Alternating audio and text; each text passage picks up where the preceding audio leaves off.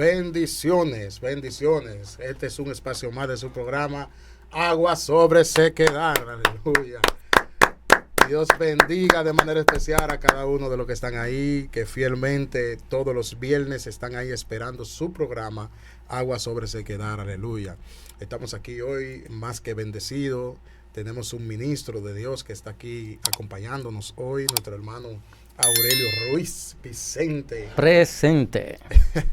Ese hombre de Dios, aleluya, viene a compartir un ratito con nosotros aquí y a dar todo lo que tiene, porque hay que sacarle el jugo a ese hombre de Dios hoy, aleluya. Nuestro hermano Daniel Leiva no podrá estar por compromisos ya de confraternidad y compromisos de prédicas que tiene hoy, entonces ya ustedes saben, pero estamos por aquí y vamos a gozarnos con el tema que vamos a traer en esta tarde, ya casi noche. Bendito sea Dios. Bendecimos a Juan, a nuestro padre ahí en cabina, ese hombre que hace que fue el canal que Dios utilizó para que nosotros estuviéramos aquí, y es que es quien hace todo esto posible después de Dios. Amén. Es una bendición de verdad estar aquí, ya de tanto algunas semanas de estar de vacaciones, pero ya estamos aquí, gracias a mi país, que me subió ese volumen y está terrible. Pero estamos aquí, bendito sea Dios. Hoy vamos a tratar un tema muy interesante que es acerca del Espíritu Santo, y creo que todo creyente, bendito sea Dios, debe de tener un interés personal hacia lo que es el Espíritu Santo de Dios, que es quien nos guía y es quien nos da la fuerza para nosotros poder mantenernos. Dime, Aurelio, ¿cómo ha ido tu día? Sí, un saludo muy especial a todos los radios oyentes en este momento, los que están de noche, buenas noches, los de día, buenos días, etcétera. Sí, estamos contentos en este maravilloso día de estar aquí, hoy con un tema diferente acerca de lo que es el Espíritu Santo, importante para todos los asuntos de la vida espiritual. Amén, gloria a Dios, amén. Es así como dice nuestro hermano Aurelio. Es un tema muy importante para nuestra vida espiritual y un tema de mucha importancia y de mucha amplitud. O sea, el tema del Espíritu Santo es un tema muy amplio y tiene mucha tela de dónde cortar. Sí, no, el Espíritu Santo es como el combustible del vehículo espiritual de Dios en nosotros. Así es, así es. Sin el Espíritu Santo no hay posibilidad de que podamos permanecer ni podamos estar de pie. Así que el Espíritu Santo es nuestro combustible, como dice nuestro hermano Aurelio.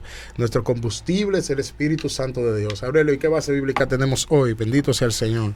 Está ubicada en el profeta Joel, su capítulo 2, verso 28.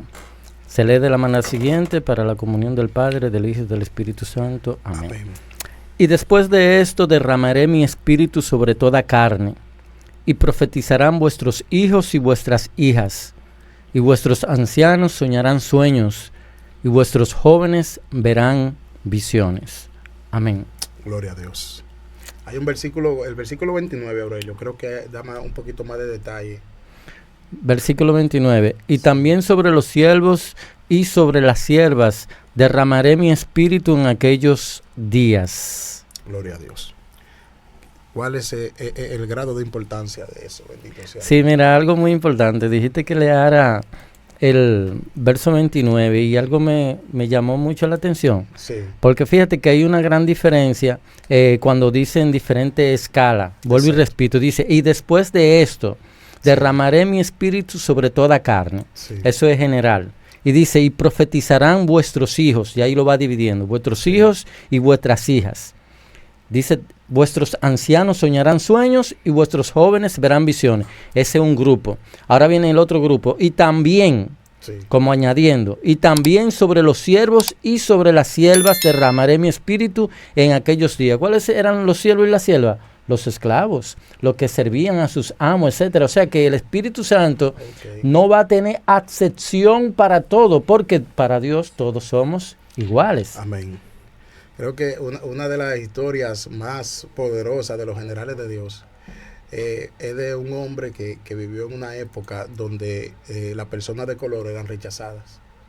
Sí. Y ese fue el hombre que fue usado. Bueno, todavía se habla de los milagros de la calle Azusa. Cómo el Espíritu de Dios levantó a aquel hombre. O sea, tú al mencionar los esclavos, eso me lleva mucho a pensar, y es que hay veces que quien menos uno piensa, esa es la persona que Dios más está fijando sus ojos hacia él. para poder levantarlo y para poder hacer algo extraordinario. Porque el Dios al cual nosotros servimos es un Dios que Él, para hacer algo extraordinario, no necesita gentes extraordinarias. Porque si así fuera, entonces el poder no fuera de Él. O sea, la totalidad del milagro no fuera de Él. O sea, Dios agarra a alguien sin condiciones y lo posiciona en lugares que muchos que tienen condiciones quizás no podían llegar. Sino porque, oye, existe una diferencia. Cuando hacemos una diferencia entre lo que es ser esclavo y no ser esclavo, cuando tú ves la historia de la esclavitud y te pone a indagar, a ver desde un punto de vista humano, lo que sufre un esclavo, lo que pasa un esclavo, lo que se prohíbe un esclavo, cuando ya tú tienes el conocimiento que te dicen, tú eres un esclavo, tú te frenas, no, yo era un esclavo y ahora yo soy libre. Y le da valor a lo que ya tú tienes, porque cuando tú conoces lo que realmente es un esclavo, mira, tú quizás hasta lloras cuando escudriña y como tú dices, te va a profundidad de lo que esos esclavos pasaban, lo que hacían sus amos con esos esclavos. No era nada fácil. No era nada fácil. Entonces, cuando la Biblia hace diferencia de que en un tiempo nosotros éramos esclavos y que ahora somos libres, no habla de cualquier cosa. No. Por eso es que nosotros tenemos que escudriñar y no a profundidad. ¿Qué era un esclavo? Cuando tú analizas y piensas, ¿qué era un esclavo? Tú dices, oye, un esclavo, alguien que no tenía decisión propia, que hacía lo que el otro quisiese. Sí. Nosotros hacíamos en el aspecto espiritual lo que quería el pecado, no éramos libres. Así eran esos esclavos, hacían lo que sus amos quisiesen. Sí. Ellos querían hacer una cosa en lo humano para ellos, no podían. Querían disfrutar de la naturaleza, no podían. Vamos a llevarlo al punto clave. El pueblo de Egipto, esclavizado allá, metido allá, haciendo lo que Faraón y todo su grupo querían. El pueblo de Dios maltratado, esclavo, haciendo de esa nación algo maravilloso, pero no para que ellos lo disfrutaran. Ellos hacían para que otros disfrutaran. Esa es la ley del esclavo. Trabajar, esforzarse para que otro disfrute. Para los de la jerarquía, los reyes y los que tienen el poder disfruten. Y tú no puedes disfrutar. Entonces, eso es lo que hoy nosotros le agradecemos a lo que es la libertad en Dios. Éramos esclavos. Así es. Entonces, la libertad en Cristo Jesús nos llevó a conocer la vida a plenitud. Lo que es la verdaderamente libertad. ¿Por qué? Porque es como tú dices, un esclavo un esclavo tenía muchas restricciones. Un esclavo trabajaba para los deleites de otro. Amén. ¿Entiendes? Entonces, en nuestras vidas pasadas, cada uno de nosotros, de una manera u otra, éramos esclavos. Trabajábamos para el deleite de quizás el reino de las tinieblas. Hacíamos cosas que por fuerza sobrehumanas nos llevaban a hacer que nosotros mismos no queríamos. Mucha gente a veces comete errores y comete cosas que después, cuando se sientan a analizar fríamente, dicen, pero ¿cómo yo fui capaz de hacer eso? Porque ¿cómo tú me vas a decir a mí que un padre de familia le va a quitar la vida a su hijo, si tiene uno o dos, le quita la vida a sus hijos y le quita la vida a su esposa? ¿Cómo tú me vas a decir a mí que un padre de familia va a hacer esto? Y muchas veces vemos el testimonio de las personas y vemos y la mayoría de veces dicen era alguien que no nos imaginábamos que iba a hacer tal cosa. Sí, por eso es lo importante de conocer ese punto. Fíjate, que ese es el resultado de la esclavitud.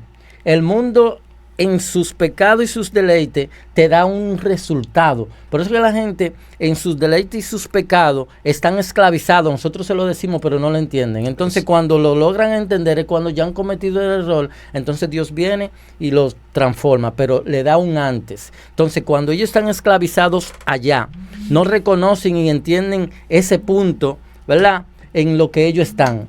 Sí. El pecado te lleva allá. Entonces, cuando tú ya eres atrapado en él, que te lleva a ejecutar la ira, que hace así, que esa ira tú no la controlas y le quita la vida a lo que tú más amas, que lo hiciste con tanto amor, tus hijos, a tu esposa que una vez la conquistaste con tanto amor, ese amor se olvidó a través de una ira, la mata, le hace un sinnúmero de cosas. Entonces, ahí viene lo que es el fruto de lo que es la esclavitud. Sí. Entonces, esas son cosas que a veces suelen ser hasta inexplicables. Ante los ojos humanos suelen ser inexplicables y muchos quizás pensarían o dirían, wow, pero ¿cómo fue capaz de hacerlo? Pero nosotros que tenemos el conocimiento sabemos de que hay fuerzas detrás de los individuos que lo impulsan a cometer cosas que no están en su raciocinio. Por eso que hay que aclarárselo. Mira, las personas no entienden que nosotros estamos para avisarle antes de. El pecado es eso. Usted está envuelto en el pecado, en todas las cosas. Entonces llega un momento en donde eso detona y explota.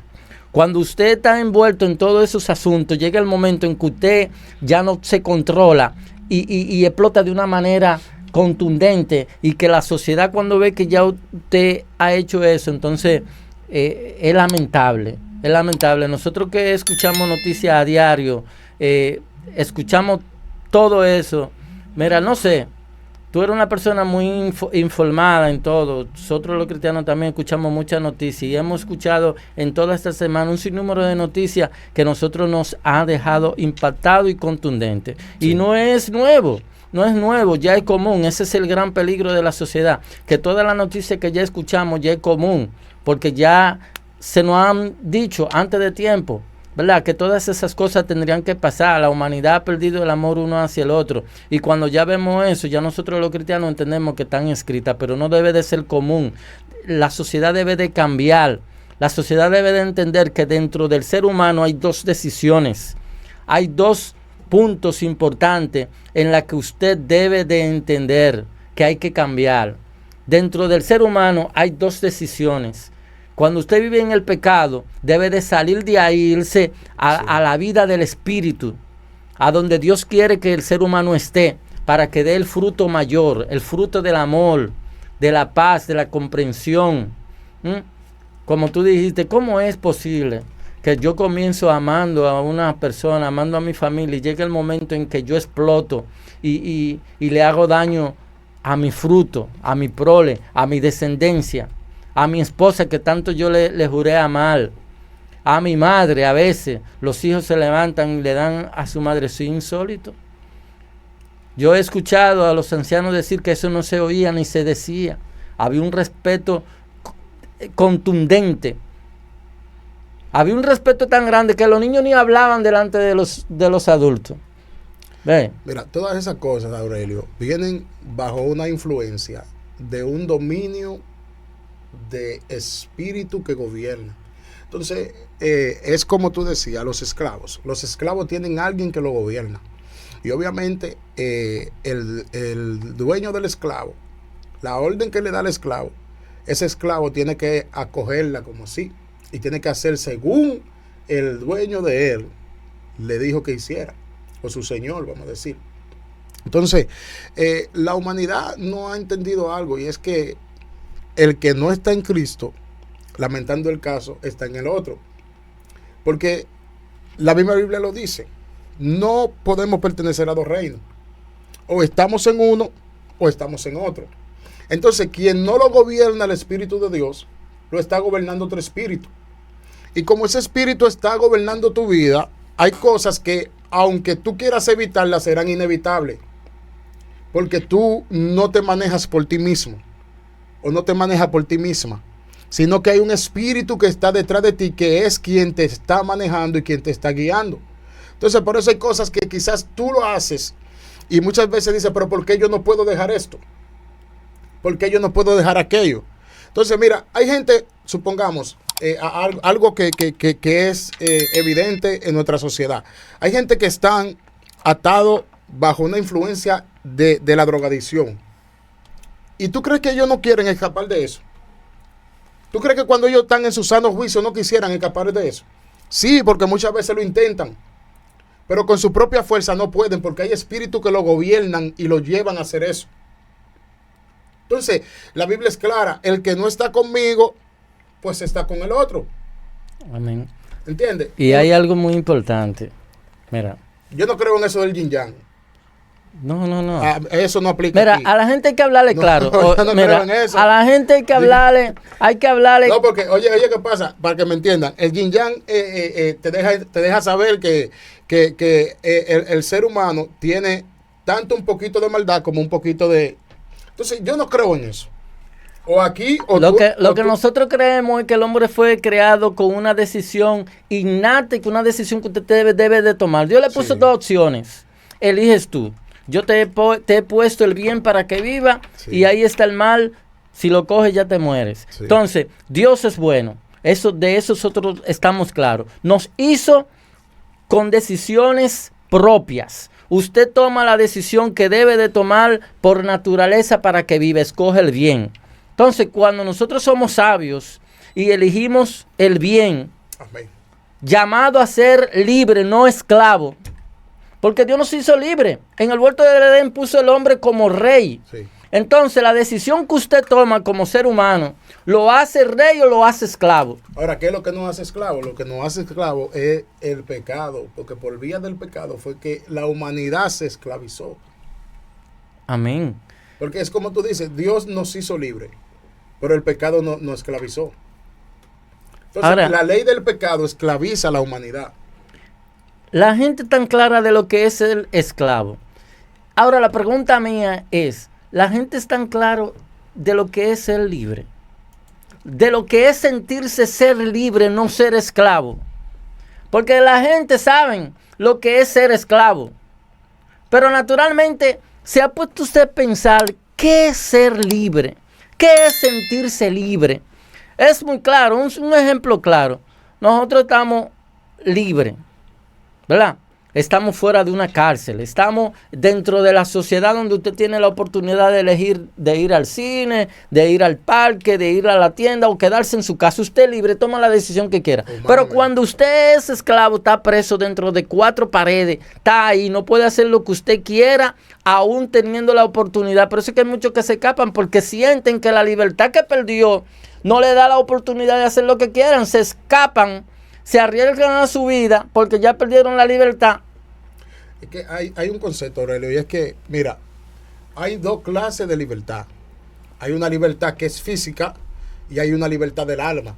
Entonces, hay gente que físicamente está libre, pero su alma está esclavizada. Amén. Entonces, amén. Esas personas, vamos a suponer lo que tú acabas de plantar.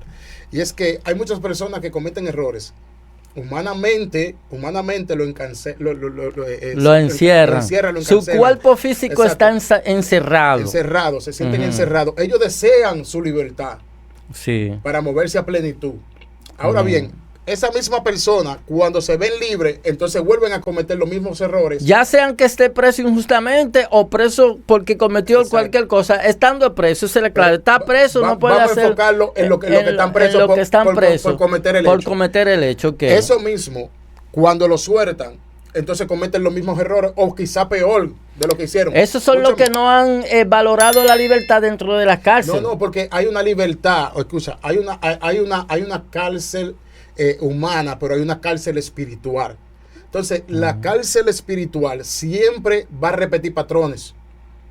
Sí. Si Cristo no ha llegado a su mente y a su corazón y lo ha libertado. Exacto. Porque hay muchos presos que han salido de ahí en lo humano y en lo espiritual. Hay muchos que Dios le permite llegar ahí para entonces transformarlo. Sí. Ahí han salido. Exacto. Positivamente. Pero en lo que nosotros queremos enfocarnos hoy es en que la libertad física, es importante, pero la libertad del alma espiritual. Es más importante. La libertad espiritual. ¿Entiendes? Es más importante que cualquier otra cosa. Amén. ¿Por qué? Porque donde se arrojan todos esos espíritus es dentro de ti, no es fuera. Porque exacto. Si fuera afuera, tú mismo pudieras echarlo, ¿tú me entiendes? Pero cuando se arrojan dentro de ti, solo el Espíritu de Dios puede sacarlo fuera. ¿Entiendes? Entonces, más que cualquier cosa, la humanidad necesita el Espíritu de Dios para poder ser libre a plenitud. Ok. Mira, para todos aquellos que nos han sintonizado desde el principio y que escucharon los versos que hemos leído en el inicio, y se han preguntado, ¿por qué no se enfocan a profundidad?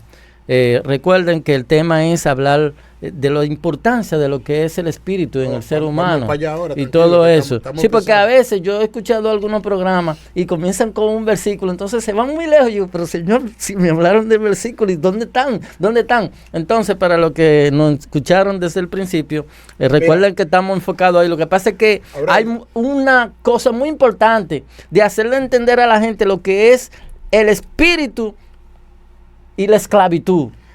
Aurelio, el Espíritu de Dios, Dios lo dio sin medidas. Amén.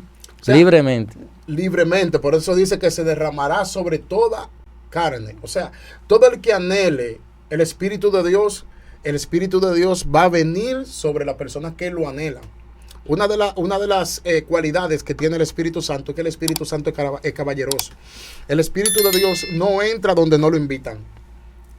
Ahora bien, después que tú invitas al Espíritu Santo y Él entra, tú debes de cumplir algunas reglas para tú poder mantenerlo. Bendito sea el Señor.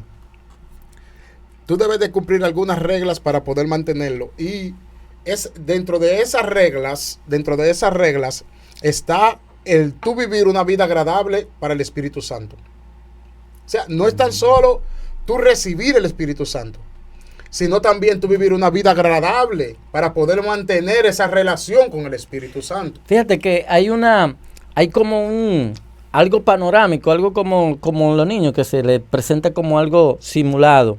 El escritor de Corintios habla acerca del fruto del Espíritu y habla acerca del Espíritu como un árbol y sus frutos. Dice que cuando ese árbol está en ti, comienza a dar fruto, amor, paciencia, benignidad, fe, templanza, los frutos del Espíritu. Mire, ahora mismo nos vamos a despedir de Facebook y vamos a continuar en YouTube, así que pase a YouTube para que entonces siga aprovechando de esta rema que nuestro hermano Aurelio Ruiz nos trae para este día. Bendito sea Dios. Sigue enlazado en las redes del Espíritu Santo en YouTube y Facebook. Vámonos para YouTube. Bendito sea el Señor. Vámonos para YouTube. Así que denle para acá. Bienvenidos a todos los que están en YouTube conectados en el tema de hoy, el Espíritu Santo. Aleluya. Gloria a Dios. Bendito sea Dios. Mira, fíjate, Aurelio, es como tú dices, los frutos del Espíritu. Como tú decías, que son ¿cuáles son? El amor, la fe, la templanza. Contra tales cosas no hay ley, dice el escritor. Okay. O sea que cuando tú tienes todos los frutos del Espíritu, abundan en ti. Porque una cosa es tenerlo y otra cosa es abundar. Entonces, cuando abundan en ti, no escasean, hay bendición. Amén. Amén. Entonces, es necesario que entendamos que debe de abundar en nosotros la paz, el amor, la templanza, mucha fe, ¿verdad? Ser benigno con todo lo que nos rodean, porque el fruto del Espíritu que abunda en el ser humano, en los cristianos, en todo aquel que quiera buscar de Dios, eso lo hace como diferente. Amén. Se siente diferente. Cuando el Espíritu Santo llega al cuerpo humano, eso es una transformación, una metamorfosis en su vida, que es como la luz y las tinieblas. Llega el Espíritu Santo en su vida, se enciende una luz. O sea, es un cambio total. Es un cambio total cuando el Espíritu de Dios llega. La transformación que tú sientes es algo sobrenatural. Lo digo porque cuando yo recibí el bautismo del Espíritu Santo, yo sentí algo que jamás en mi vida yo había sentido. Es algo muy lindo y eso me lleva a recordar el día del Pentecostés. Cuando todos aquellos estaban reunidos, dice la Biblia, estaban todos unánimes. Fueron todos llenos del Espíritu Santo. Esperando el Espíritu de la promesa, el cual Cristo ya había anunciado, y los profetas.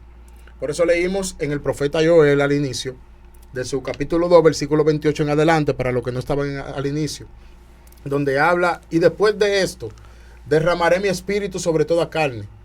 Vuestros hijos y vuestras hijas profetizarán, vuestros jóvenes verán visiones, los ancianos soñarán sueños, y de cierto, sobre todos siervos y siervas derramaré de mi espíritu. O sea, es una profecía del profeta Joel, que vemos el cumplimiento de esa profecía en Hechos, capítulo 2, cuando Pedro se levanta después del derramar del Espíritu Santo y da a conocer el acontecimiento, o sea, lo que había pasado.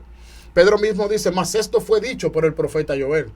En los postreros días derramaré mi espíritu sobre toda carne. O sea, comienza a redactar la profecía. La promesa que se había dado. Exacto, la profecía de Joel, y comienza a anunciar el cumplimiento de una promesa que se había dado tiempos atrás.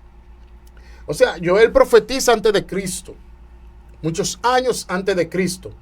Ahora viene el cumplimiento de la profecía, ¿entiendes? De la profecía del avenimiento del Espíritu Santo. En Hechos 2. En Hechos 2. Entonces, una de las cosas que yo veo extraordinaria en el derramamiento del Espíritu Santo es cómo el Espíritu Santo a cada quien fue derramado sobre cada quien que estaba en el aposento alto. Dice la Biblia que era como 120, ¿verdad? Sí. Ok, eran como 120. Y algo muy importante, estaban unánimes juntos. Unánimes y juntos. Sí. Porque a veces hay gente que están ahí en el lugar, pero no están unánimes, o sea, no están en la misma visión. Exacto, no tienen una misma mente y un sentido. La visión de todo el que estaba allí era recibir al Espíritu Santo. Era poder tener esa experiencia. Esa experiencia que por primera vez iba a ser derramada. Porque nunca antes vimos esto. No, ellos querían y sabían y fueron reunidos allí. Pero la sorpresa grande fue cómo se manifestó. Exactamente. Y cómo llegó. No lo esperaban de esa manera. Ahora el Espíritu Santo se derrama sobre cada uno de ellos. Y lo más impresionante de esto es que a todo lo que se les derrama de una manera y comienzan a hablar nuevas lenguas. Pero de maneras diferentes. Según el Espíritu le daba que hablasen. Según el Espíritu le daba que hablasen. Oíamos a persios, a medo, a persas, o sea, en diferentes idiomas. En diferentes idiomas. Entonces, ¿qué yo puedo entender de esto? Que la multiforme gracia del Espíritu Santo obrar, es algo tan sobrenatural que el Espíritu Santo se puede manifestar en Aurelio de una forma, en Juan de otra y en mí de otra. O sea por que el Espíritu Santo no hay límite de conocimientos. No hay límite. Óyeme, hay 5 ministerios. ¿Cuáles son los 5 ministerios? Apóstoles, profetas, maestros, evangelistas, pastores. Son 5 ministerios.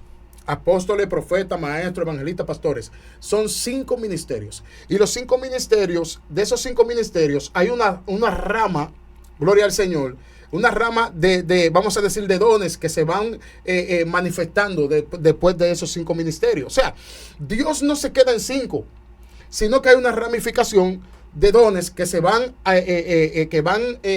enlazados con una misma meta para la edificación de la iglesia. Pero todos son dados ¿por quién? Por el mismo Espíritu. Por el mismo Espíritu. Entonces, el Espíritu de Dios tiene multiforme gracia de obrar.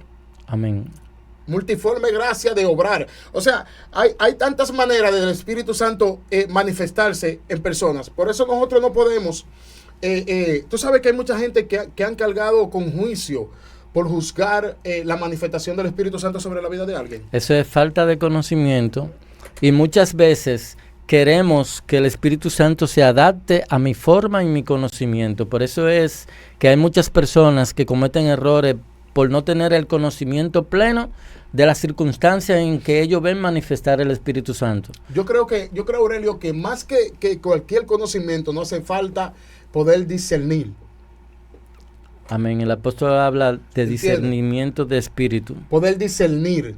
¿Por qué cuando Pablo está en la ciudad y va de camino en la ciudad, se aparece una mujer con un espíritu de adivinación y comienza a proclamar a Pablo? Pablo se encontró algo raro. ¿Por qué? Porque Pablo sabe que el espíritu que está en ella no es el mismo que opera en él. ¿Entiendes?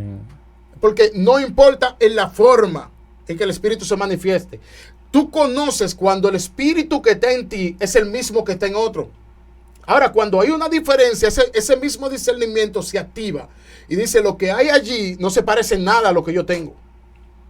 Y no hablo de parecer de forma de manifestar, sino hablo de parecer de la persona del Espíritu Santo en tal. Ese espíritu lo que quería era confundir y hacer sentir orgullo, porque fíjate que a veces cuando Dios te usa de una manera sobrenatural, el enemigo quiere buscar la manera de meter orgullo en ti para que ese espíritu se opaque, porque el Espíritu Santo es humilde y habita en los humildes. Entonces, cuando tú eres usado por Dios, el enemigo quiere entrar en ti orgullo y hacer sentir como que tú eres el que hace. Sí, y ahí viene el problema. Entonces, lo que quería el Espíritu era hacer sentir a Pablo de que él lo hacía por su propia fuerza.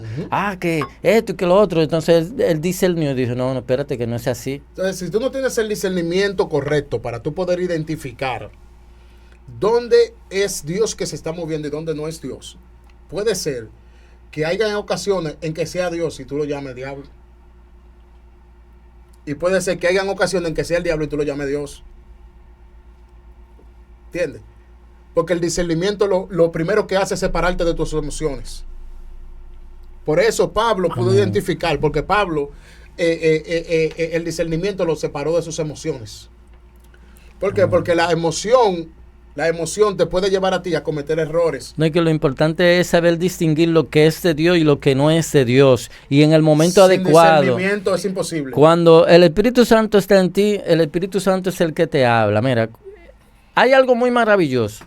Los cristianos sabemos de lo que voy a decir. Cuando tú vas a tomar una decisión, hay algo en ti, dentro de ti, que te dice sí y te dice no.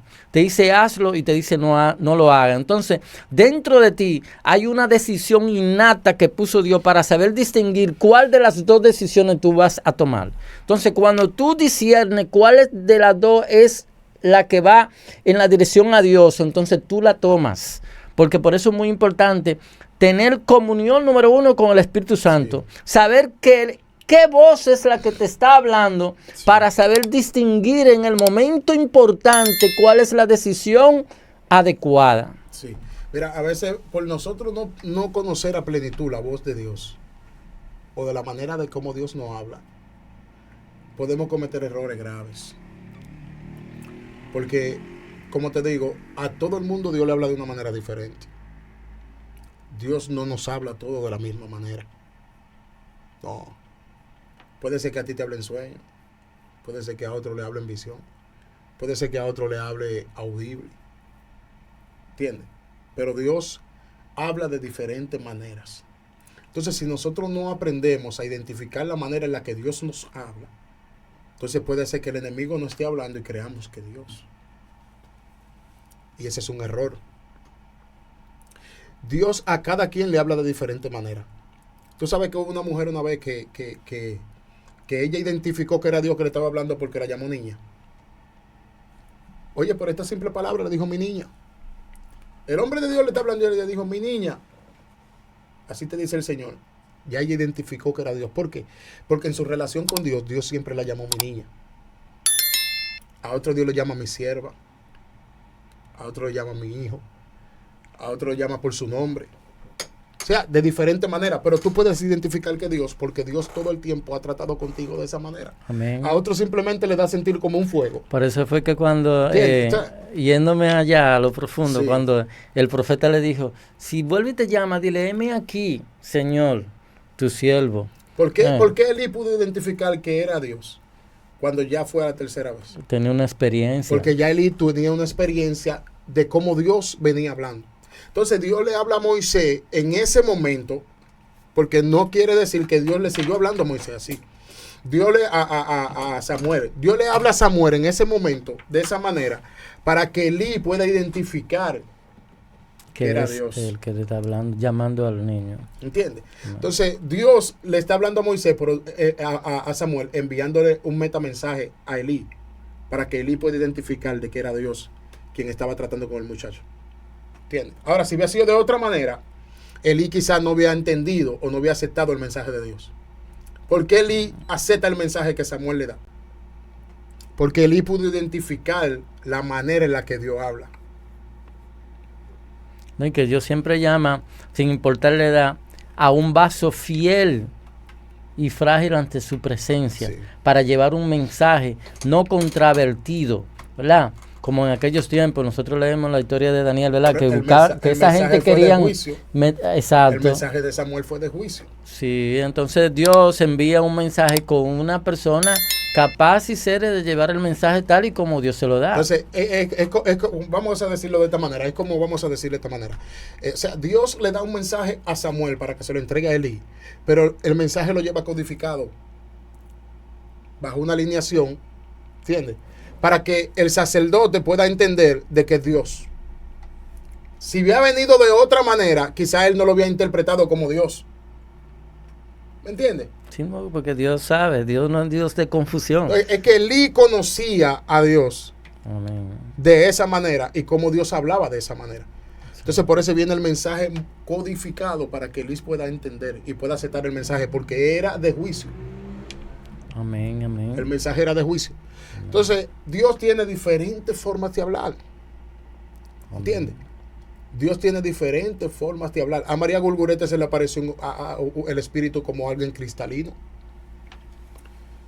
Y tú dirías, pero no es necesario hacer eso. Pero ¿y si Dios quiso aparecérsele de esa manera? ¿Y si esa era la manera en la que podía llamarle la atención? Hay diferentes maneras. Mira, la palabra de Dios es algo maravilloso y te abre la mente. Fíjate que Gedeón quería hablar, pregúntale al Señor, dame señal, mira, en esta forma. Y Dios le cumplió en esa forma. Que el agua esté aquí, que no en el vellón. Ok, te voy a complacer. O sea que Dios te va a responder como tú vayas a entender. Entonces, si tú buscas confirmación, Dios te va a dar, porque el propósito de Dios es que tú entiendas y vayas seguro.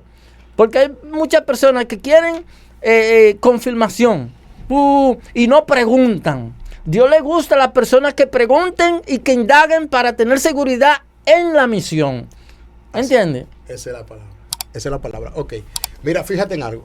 Pedro es un tipo que mira lo que Dios utiliza como base para que Pedro pueda ir a aquella casa. No recuerdo cómo se llamaba el profeta, cuando Dios le mostró el lienzo. El lienzo, sí, allá en Simón, ¿no era? Allá en la azotea, sí. Sí, pero con él tenía que ir donde uno... Está bien, no recuerdo. Le mostró el lienzo con todos los animales cuadrúpedes y volátiles. ¿Qué Dios utiliza para que Pedro pueda aceptar a los gentiles? ¿Qué Dios utiliza? Dios utiliza una visión de algo que Pedro, según Pedro, entendía que era inmundo. Sí, limitado para él. Hasta que Dios le dijo, mata y come. Sí. O sea, Pedro, con esta visión, cambia la perspectiva de él mirar. Ahí nace un diálogo entre él y Dios. Exacto. Que él comienza a preguntar, Señor, pero yo no he comido nada inmundo. ¿Cómo tú me dices, no, mata y come? Y entonces ahí viene... mediante el diálogo, que es lo que te digo, que hay siervos que como que no se comunican con Dios para buscarle la respuesta. Pero mira lo que Dios hace. ¿Qué Dios hace? Dios utiliza algo que él tiene en su mente, ¿entiendes? Como no común. Entonces Dios dice, bueno, déjame ver cómo Pedro puede aceptar a los gentiles porque el tipo está renuente. Yo lo que voy a hacer es que lo voy a envolver en una visión donde él va a tener que comer lo que yo le diga, vamos a suponer. Sí, entonces Dios dice, mata y come, no llames inmundo lo que yo he creado o lo que yo he limpiado. Entonces ahí Pedro entiende de que los gentiles tengo que aceptarlo. Porque ya yo lo que porque si Dios lo limpió, entonces yo no puedo llamarlo inmundo. Entonces, o sea, pero ¿cómo Dios vino? ¿Tú crees que era una gente que se le iba para Pedro personalmente y le iba a decir, acepta a los gentiles porque Dios quiere que acepte? Él no iba a coger eso. Entonces hay cosas que Dios personalmente tiene que intervenir. Hacer un proceso de conocimiento y de transformación. Dios tiene que intervenir él personalmente. Él tiene su método. Claro. Sí, eso es lo que nosotros debemos de entender. Lo que me gusta que de Dios es no hay límite. Los métodos de Dios son inagotables. Son terribles y maravillosos porque, oye, los métodos de Dios son inagotables. Por medio de esa bendición nosotros estamos aquí. Porque nosotros éramos de ese grupo gentil. Claro. Somos de ahí. Entonces, Dios nos ha llamado y nos ha hecho acto a su bendición. Pero el mismo Pedro tuvo hasta problema con Pablo por ese asunto de los gentiles. Terrible. ¿Entiendes? Porque el tipo estaba renuente.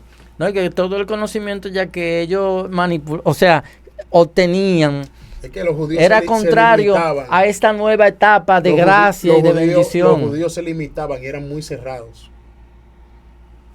Entonces, ellos no entendían que la sangre de Cristo fue derramada no tan solo por ellos, sino por todos. Entonces, Dios, ¿tú no ves lo que dice Pablo?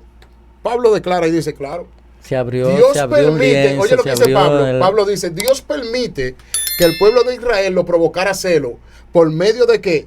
De la adoración a ídolos. ¿Tú te acuerdas lo que hicieron detrás de las sinagogas? O de los templos que cavaron cavernas. Y detrás de la caverna tenían ídolos. O sea, Pablo dice, Dios permite que el pueblo de Israel lo provoque a celo con la adoración a ídolos. Para él provocar a celo al pueblo de Israel, indirectando la salvación hacia los gentiles. O sea, Dios utiliza una artimaña de Israel para él beneficiarnos a nosotros. Dice, ok, la salvación era cerrada para ustedes. Pero como ustedes entonces desviaron mi adoración, porque esto era bajo esta condición. La salvación era para ustedes, ok. Pero ustedes, la adoración de ustedes debió de ser para mí. Ahora, como ustedes desviaron su adoración y la compartieron hacia otros dioses, entonces yo voy a compartir la salvación hacia los gentiles. Sé poderoso. Entonces, eso es lo que está enseñando Pablo. O sea, Dios permite que el pueblo de Israel lo provoque a hacerlo, para él provocar a hacerlo al pueblo de Israel, indirectando la salvación hacia los gentiles. Entonces, para que tú veas la idea de Dios, o sea, todo lo que nosotros somos, se lo debemos a él. Porque si no fuera la idea de Dios, nosotros no estuviéramos aquí. No, que él fue el cordero, el sacerdote que abrió el paso al lugar santísimo para que nosotros podamos entrar allá como el real sacerdote. Es que, yo digo que todo estaba dentro de un plan divino. ¿Sabe por qué? Porque que hasta Dios escoger a Saulo estaba dentro del plan divino desde el principio. Porque Dios coge a Saulo como un puente. Porque Dios coge a Saulo como un judío, como un romano y como un gentil. O sea, el tipo se podía mover dentro de los judíos, dentro de Roma y dentro de los gentiles, en todos los aspectos. Sí. O sea, Dios prepara a ese fenómeno profético para llevarlo, ¿entiendes? Entonces, Dios dice, estos apóstoles que yo tengo aquí no van a poder con esa misión. No, y que él mismo lo dijo, me es siervo útil para el propósito que tengo. Exacto. Por eso es que Dios a veces nos llama a llevar un mensaje a X persona. Pero señora, esa persona sí es esa persona, porque esa persona va a ir donde tú no puedes ir. Exacto. Entonces, según el tiempo, para que tú veas cómo es la cosa, Pablo inicia su trayectoria, inicia con Silas, pero según el tiempo él andó con más. ¿Por qué? Porque fue abriéndose la mente y el conocimiento. Porque Dios no es que te va a mandar a estrellarte. No, Él va a agarrar a uno y te va a hacer ver que tú estás equivocado. Y cuando tú veas que estás equivocado, entonces va a comenzar a mandarte a ti hacia los demás. A veces al más humilde Dios usa. En todas las ocasiones, Él usa a quien Él desee. ¿Tú crees que todos eran judíos cuando Pedro fue a tocarle la puerta, que fue librado de la cárcel?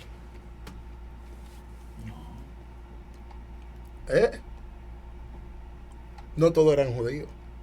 ¿Y tú sabes quiénes eran más que los que más celebraban los milagros de Cristo y los milagros de los apóstoles?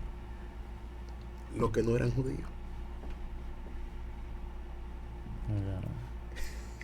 No, porque que nosotros entendemos que el mismo pueblo de Dios no lo aceptó. No lo aceptó, aún mirando todos sus milagros, todas sus señales. Ellos estaban decididos y claros en sus ideales, de que ese no era el Mesías, porque ellos lo esperaban de su manera, como ellos lo tenían dibujado y planificado. Es que el nivel de asombro cuando tú desconoces algo es mayor para alguien que para alguien que ya conoce de. Entonces, los judíos fue que hicieron famoso. O sea, los no judíos fue que hicieron famoso al Mesías y a los apóstoles. Amén. Porque ¿de quién se habla más? ¿De los gentiles o de los judíos? Dímelo tú. Bueno, en el Nuevo Testamento, ¿de quién se habla más? En el Nuevo Testamento. Te la dejo a ti. Dale para allá. O sea, en el Nuevo Testamento se habla más, o sea, me refiero no en forma... Sí, porque en el Nuevo Testamento nosotros vemos muchas historias de todos los más populares que son los apóstoles. El rey lo hizo famoso a ellos porque él abrió las puertas. Él fue el camino para que ellos sean famosos por medio de los milagros que él iba a hacer a través de ellos. Sí. ¿Entiendes cómo es la cosa? Primero yo soy el protagonista, pero los que vienen detrás de mí vendrán con más poder porque yo se lo voy a dar y lo voy a manifestar pero mira ellos. Mira qué cosa. Fíjate en algo. Hay un momento donde los apóstoles desaparecen y solo se habla de Pablo. Las cartas de Pablo son después del libro de los Hechos hasta el libro de primera de Pedro, primera de Juan, no creo cuál es que está antes de ellos. Después del libro de los Hechos hasta el libro de Juan se habla poco de los apóstoles y más se habla del trabajo de Pablo. ¿Por qué? Bueno, ¿sabe qué es lo importante de todo este asunto? Es que Dios tiene un propósito, Dios tiene una trayectoria, Dios ha fijado todo un trayecto para que la humanidad entienda y comprenda que existe una diferencia entre lo que es ser libre espiritualmente y lo que es ser esclavo a profundidad cuando la persona no quiere ser libre. Mira, hay una cosa y es que Dios deja en evidencia, claramente, como dice nuestro hermano Juan, Dios deja en evidencia la ineficiencia de la ley por ensolar la ayuda del Espíritu.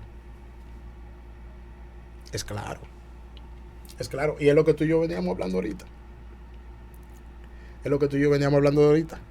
¿Qué pasa? La ley, si viviéramos en el tiempo de la ley, ninguno quizá tuviéramos aquí.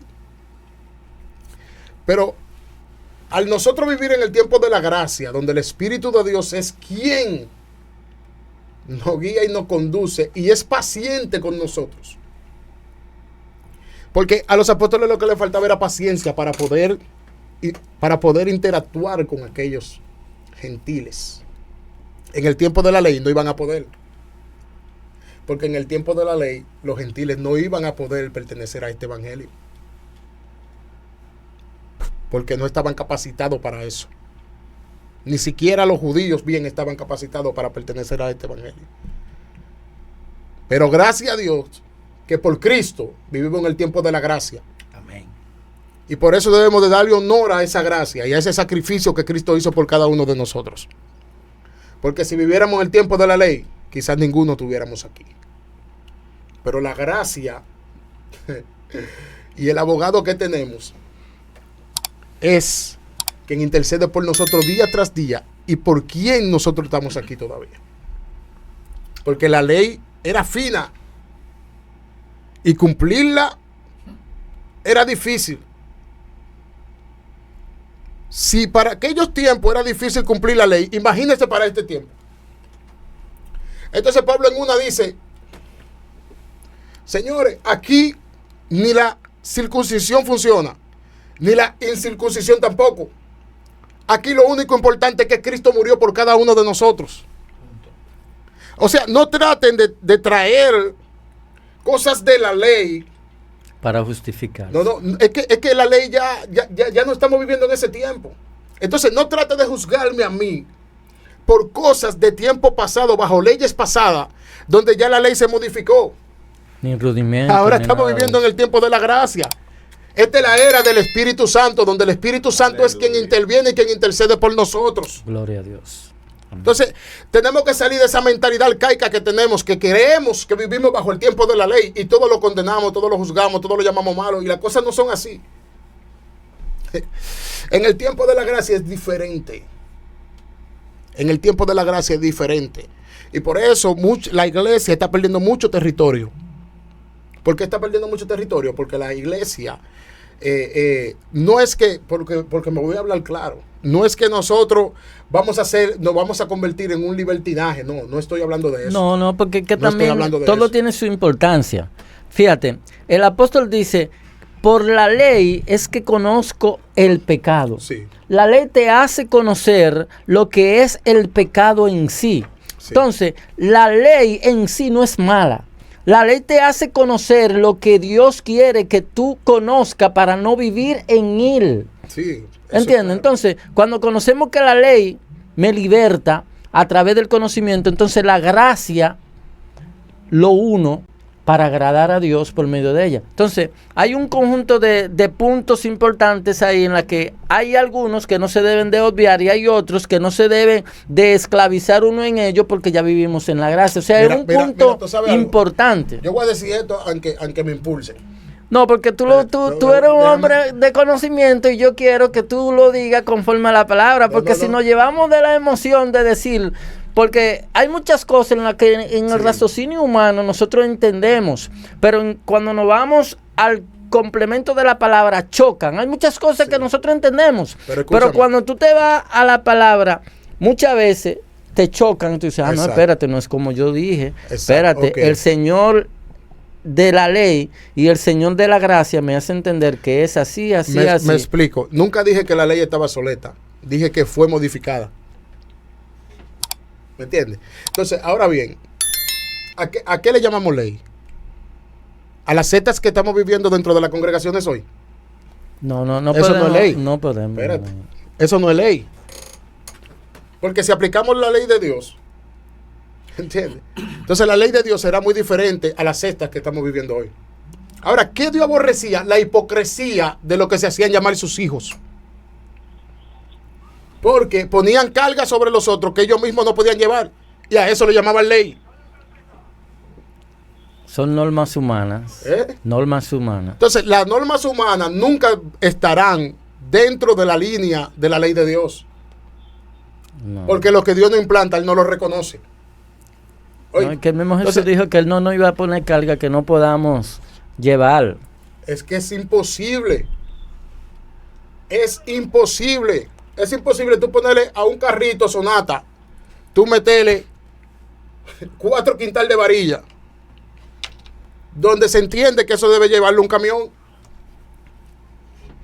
Entonces Dios no nos va a poner carga a nosotros que nosotros mismos no podemos llevar. Es más, te digo más. Hay tantas sectas dentro de nuestro entorno que le ponen tantas cargas a las personas que ellos mismos no llevan. Entonces, aunque no queramos admitirlo, estamos viviendo en los tiempos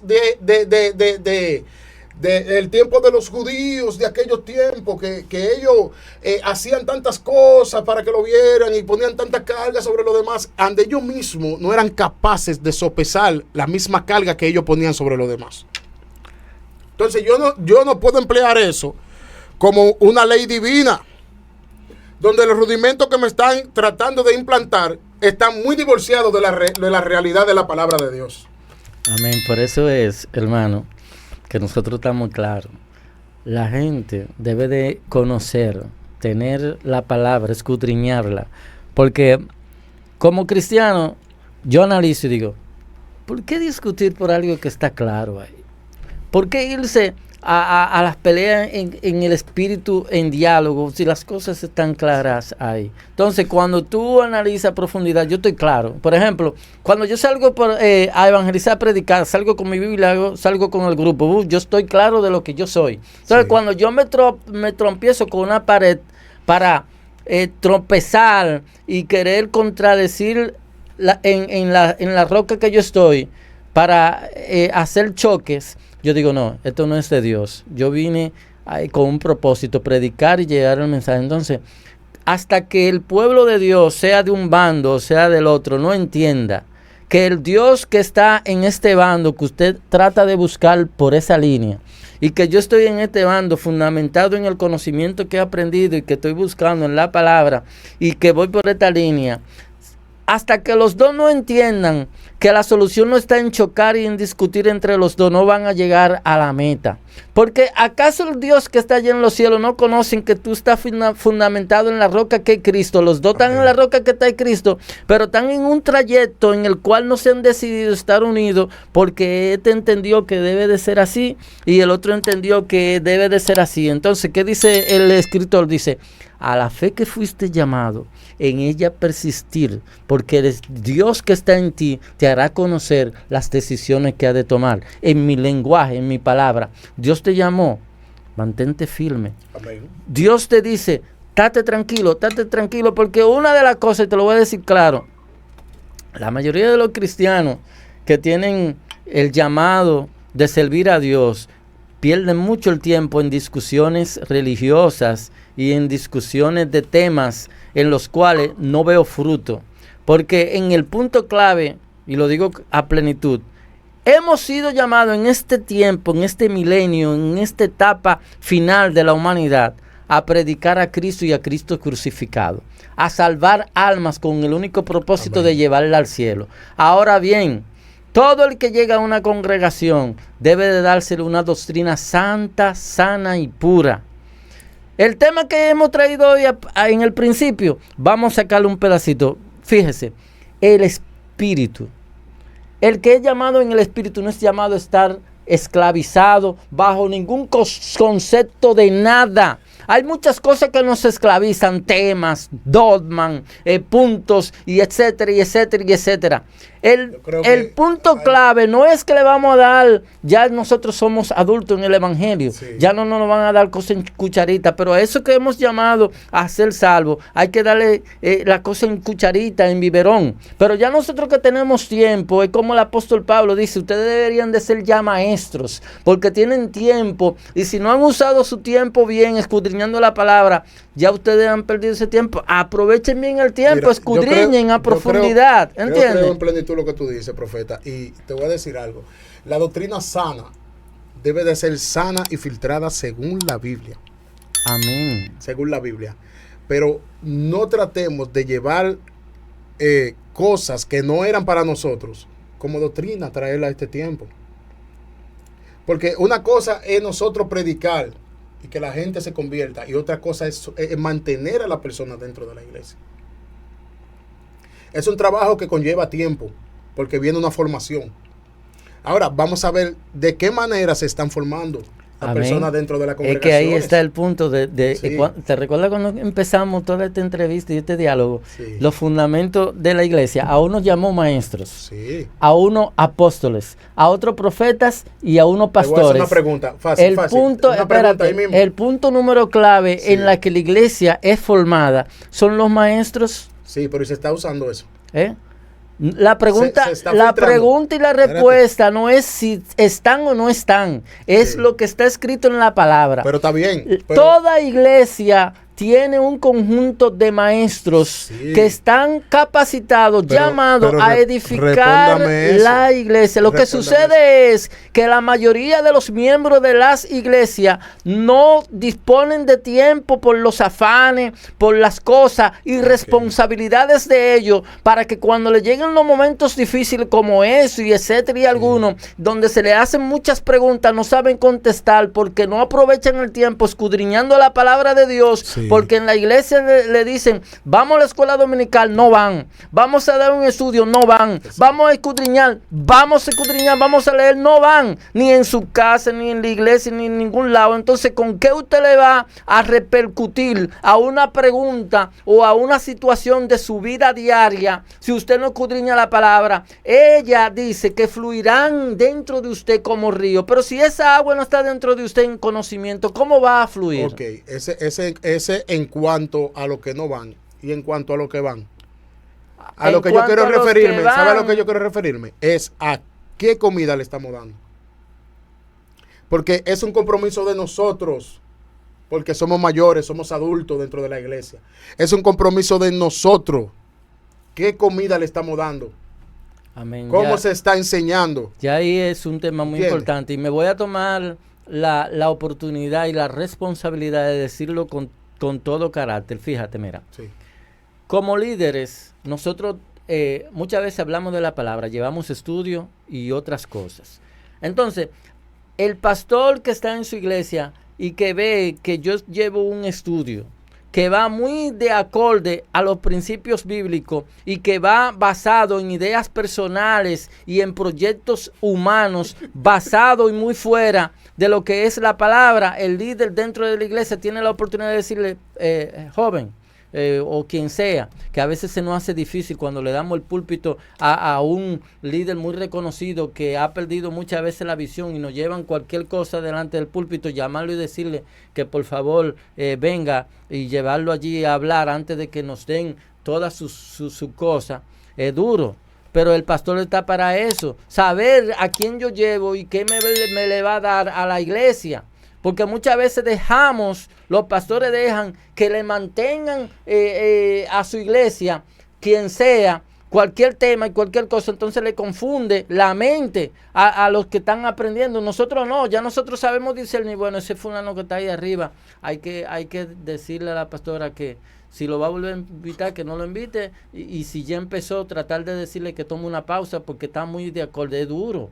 Es muy duro. Entonces, ¿qué es lo que hay que hacer? Como te dije en el principio, en la iglesia está un grupo de líderes enseñando la escuela bíblica y dominical, sí, maestros, como dice la palabra. Un excelente trabajo. Que voy a decir hacemos, porque también a veces no, lo que lo están haciendo. O sea, sí, pero en el aspecto positivo. Amén, hacemos amén, y enseñamos a la palabra de Dios, a la iglesia. Estamos enseñando ahora. Exacto. Sí. Le enseñamos la palabra de Dios pura y simple, ¿verdad? Sin echarle agua a la leche, sí, sin adulterarla, pura y clara como está. A la persona, el que la vaya a digerir, la va a digerir muchas veces, como dice el profeta, bueno, al principio te amarga y como que no te la quiere tragar, sí, esa medicina como que está dura, pero cuando te llega ya en el fondo te hace el trabajo, te es como miel. Entonces a veces la palabra de Dios es dura para quien la escuche, pero si es capaz de digerirla y enfrentarla con madurez, dije, bueno, está dura, pero me conviene porque me está transformando y es verdad, me está diciendo la verdad. Pero si tú quieres pasarle paño tibio y decirle lo que quiere escuchar y un sinnúmero de cosas, entonces esa persona dice, es verdad, hombre, yo lo sabía. Todo lleva un grado. Y yo creo que incluso los materiales que dan para poder doctrinar a la persona debe de ir de un grado, o sea, subiendo de nivel según va pasando el tiempo. O sea, yo te voy a decir algo, Aurelio. Mira, tú sabes que una de las cosas que está faltando es la formación ministerial dentro de la iglesia. Porque, nosotros estamos aquí hoy. Mira, pero escúchame, existe una gran responsabilidad en este espacio que lo escuchan muchos radio oyentes. Sí. Si no te corrijo una palabra muy importante, vamos a tener problemas cuando lleguemos a nuestra iglesia. Cuando lleguemos a nuestra iglesia nos van a decir, pero líderes, aquí nosotros tenemos una formación de líderes. ¿Acaso ustedes cuando llegan? Déjame terminar la idea. Dame con la idea. Porque cuando yo me refiero, escuchen bien, cuando yo me refiero y hablo, no me estoy refiriendo simplemente a mi congregación. En general. Porque creo que hay más personas de otras congregaciones que nos escuchan, incluso de otros países. Amén. Entonces yo me estoy refiriendo en general. La congregación donde pertenezco no lo puede tomar personal, porque esto es un programa radial donde yo hablo y hablo a nivel a diferentes general. Etnias de diferentes personas. Exacto. Entonces, a lo que me refiero es que en una iglesia donde no hay formación ministerial, varón de Dios, no está dejando líderes que puedan sustituir a otros. Porque no hay formación ministerial. Formación ministerial para pasar la antorcha. Formación ministerial no es tú ir a una escuela bíblica. Eso no es formación ministerial. No. En la escuela bíblica lo que se estudia la palabra, ok. Pero no hay una formación ministerial en una escuela bíblica. Entonces, debemos de enfatizar en eso. En cuáles son los líderes que nos van a sustituir a nosotros. A veces hay personas que toman liderazgo dentro de la iglesia que ni siquiera saben lo que van a hacer. ¿Por qué? Porque no le dieron formación. Y eso debemos nosotros de hablarlo. Porque las iglesias deben de dar formación ministerial. Hoy quizás hoy tú puedes ser un presidente caballero, vamos a decir. Pero si tú no formas un caballero que te pueda sustituir, ¿qué va a hacer cuando llegue al cargo? Un Josué. ¿Qué va a hacer cuando llegue al cargo? Ya. Entonces, yo no me refiero a una impartición de una clase bíblica, no. Yo me refiero a una formación de ministerio, formación ministerial que debe de tomar. Todo aquel que se perfila con un ministerio debe tomar formación ministerial. ¿Qué hizo Cristo? Cristo formó a los discípulos. Los discípulos vinieron a Cristo formados. Él lo llamó y lo preparó. Él lo preparó. Y cuando ya él vio que ya estaban preparados, entonces dijo, bueno, mi misión aquí está completa con ellos. Ahora yo me voy a entregar, voy a hacer lo que tengo que hacer. Mira, pero la formación ministerial, ministro, es importante. Sí, y mira, no me refiero simplemente a mi congregación donde estoy, sino globalizo. Quiero decir algo Y lo que lo están haciendo, Dios le bendiga. Y lo que no lo están haciendo, sí, pues pongámoslo en marcha. En estos tiempos en que estamos viviendo, la iglesia debe de capacitarse más en doctrinar y dar conocimiento que en cantar coros y de hacer muchas cosas. Porque yo he notado, y de esto yo estoy claro que muchos estarán de acuerdo conmigo, es que mayormente nosotros vamos a la iglesia 1 hora y cantamos 3 coros, 2 himnos, gloria a Dios, un mensaje, y todos se van normal, pero nadie se ha ido con una mente abierta. Me refiero y me aclaro, por ejemplo, no está mal que de noche nosotros hagamos como David dice, que en las noches cantemos alabanza al Señor. No está malo, está muy bien. Porque después de un día agotador y de cansancio y de afán, es bueno ir a la iglesia a gozarse un poco y aplaudir. Pero hay momentos en que nosotros debemos de recapacitar. Vamos a hacer de esos 4 días de coro, hacer 2 de coro y 2 de libro. Darle más palabra a la gente, esos que están capacitados, vamos a decirlo así, que le den de lo que tienen al pueblo, conocimiento, palabra de Dios. Vamos a estudiar la palabra. Hermanos, vengan a la iglesia, tal día, todos los días, vamos a venir, vamos. Pero vamos a escudriñar más palabras que cantar coro, porque de eso que nosotros tenemos que llenarnos. Porque a veces tenemos 10 años dentro de la iglesia y nos preguntan a nosotros, ¿cuántos libros tiene la Biblia? No sabe. ¿En cuánto se divide la Biblia? No sabe. ¿Cuál es el Salmo 23? Entonces el libro de la Biblia. No preguntan cosas, no porque nosotros sabemos, pero es una idea. Nos preguntan cosas simples y hay no gente que saben. tú le preguntas y no te dicen. No, entonces, a veces nos preguntamos, miren, esto es serio, miren, nos preguntamos, ¿qué es lo que pasa con el pueblo de Dios? El conocimiento nos hace necesario. ¿O es que acaso vamos a repetir la palabra que dice, mi pueblo se pierde por falta de conocimiento? No, vamos a ser claros. Vamos a escudriñar la palabra, vamos a hacer que las iglesias se transformen en conocimiento. Las que están, felicidades. Las que no están, que se pongan a escudriñar la palabra. Porque ya es tiempo de que la iglesia no sea neófitas. Ay, mi madre. Sean conocedores de la palabra de Dios, porque ahora le preguntan, él está más fuerte que yo. Ahora le preguntan a la iglesia, ¿en qué tiempo estamos viviendo? Estamos viviendo en el tiempo de la gracia, sí, claro, pero estamos en el tiempo de los finales, sí. Tiempos del fin, en lo que ya como virgen prudente tenemos que estar despiertos, pero ¿despiertos en qué? En conocimiento, sabiendo de que Cristo ya viene y que nada nos ha de mover en nuestro esperar. Amén. Tenemos que estar encendidos, tenemos que estar copiosos de conocimientos de la palabra de Dios. Lástima que el tiempo se nos ha ido. El tema está muy interesante, porque ahora tú estás más revolteado que yo. No, porque es que cuando el Espíritu te enciende y te dice la realidad del asunto, porque es muy triste que Cristo venga y que nosotros no nos quedemos por falta de conocimiento y de disposición. Es muy lamentable. La gente cree que Cristo vino y ya. Cristo vino y ya. Cuando Él venga hay 2 decisiones. Sí. El que cocina sabe lo que es fuego. Ahora, el que no tenga el Espíritu Santo cuando Él venga. El que no tenga el Espíritu Santo está feo.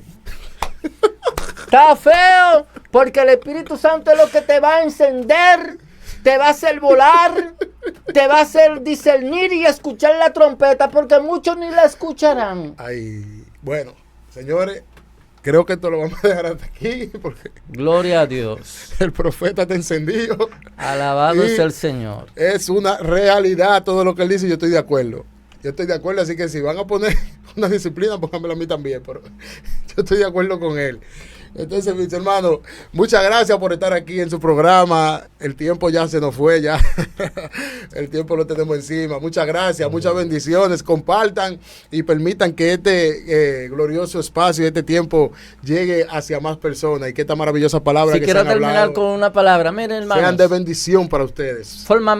Foméntense familia, denle valor a la familia. Amén. El padre ame a su esposa, ame a sus hijos, los hijos respeten a sus padres. La esposa sométase a su esposo y ámense porque han sido llamados a amarse. Si la familia se une y es feliz, Cristo vendrá más pronto que lo que nosotros no imaginamos. Pero ámense, fomenten familia en valores y hagan lo que Dios quiere, que Amén. es que estén unidos y que la familia se ame mucho. Amén. Dios les bendiga más a cada uno de ustedes y ya ustedes saben, este es su programa Agua sobre Sequedad. Muchas bendiciones. El profeta Aurelio Ruiz, síganlo en las redes sociales. Gloria bendiciones también para mi hermano Juan en cabina. Gloria, el Espíritu Santo y yo, el programa de mi hermano Juan. Terrible. Dios les bendiga. Muchas bendiciones. Aleluya.